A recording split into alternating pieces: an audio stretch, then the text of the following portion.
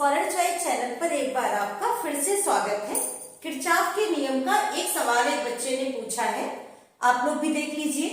सवाल पढ़ते हैं हम। चित्र में यदि धारामापी जी में कोई विक्षेप नहीं है, एक चित्र दिया गया है और कह रहा है इसमें धारामापी जो जी है इसमें कोई विक्षेप नहीं है, मतलब इसमें कोई धारा नहीं जा रही है।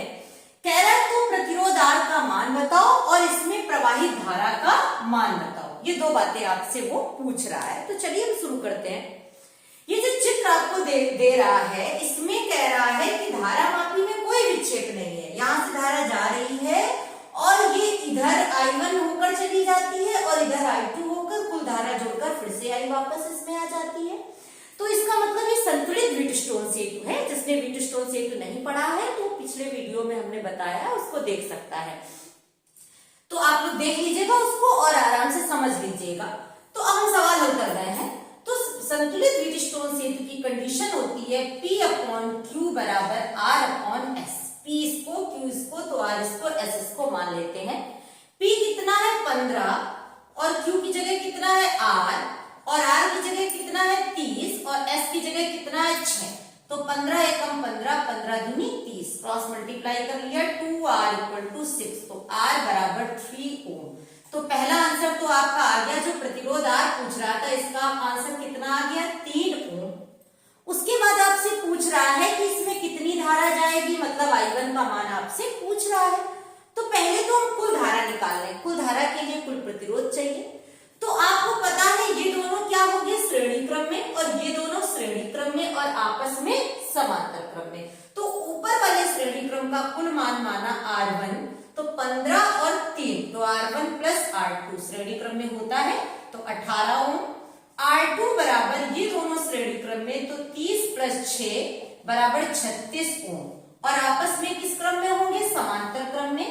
तो 1/R = 1/R1 प्लस 1/R2। तो 1/R = R1 कितना है 18 और R2 कितना है 36। तो 1/R = 36, 18 दूनी 36। तो 1/R = 3 एकम 3, 3 एकम 3, 3 दूनी 6, काट लिया ऊपर से। तो R = 12 ओम।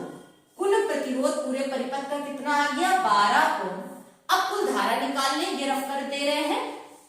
तो कुल धारा कितनी आ जाएगी V बराबर IR। वो भाई साहब कुछ बताए थे आपको, V बराबर IR। कुल विद्युत वाहक बल या कुल बैटरी का वोल्टेज कितना है 6 और I आपको कुल बताना है और R कितना है 12। तो ये आ जाएगा 6 कम 6, 6 दूनी 12। कुल I कितना हो गया 1/2। किरचॉफ का पहला नियम क्या कहता है, किसी संधि पर, ये संधि देखो, आने वाली धारा I है और जाने वाली धारा I1 और I2 है। तो आने वाली धारा जाने वाली धाराओं के योग के बराबर होती है। तो I किसके बराबर हो जाएगा I1 + I2 बराबर 1/2 समीकरण 1। इसको घरिया के हमने रख लिया।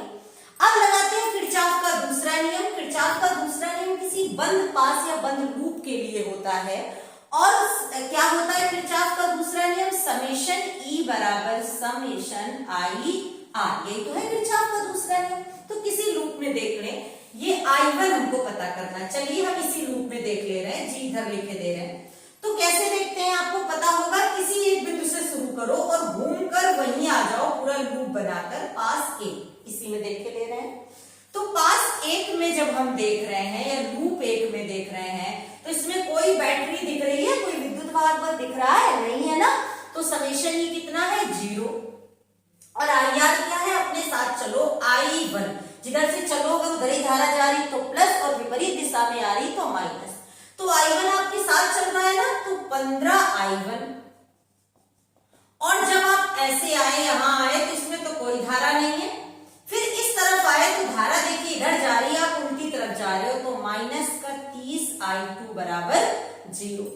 तो 15 I1 बराबर 30 I2, 15 दूनी 30। तो I1 क्या आ गया 2 I2। I1 की जगह क्या आ गई वैल्यू 2 I2 या I2 बराबर यहां से निकाल ले क्योंकि हमें तो I1 चाहिए। तो I2 बराबर क्या आ जाएगा 1/2 I1, ये आ गया समीकरण 2। अब ये मान कहां पटक दे चल के? समीकरण 1 में। समीकरण 1 में I2 का मान रखने पर जब ये मान हम वहां पटकेंगे चल के तो I1 प्लस I2 क्या है? 1/2 I1 बराबर 1/2। इसमें एलसीएम कितना लिया? 2। 2I1 प्लस I1 बराबर 1/2। 2 को 2 खा गया तो 3I1 बराबर 1। तो I1 बराबर 1/3 एम्पियर।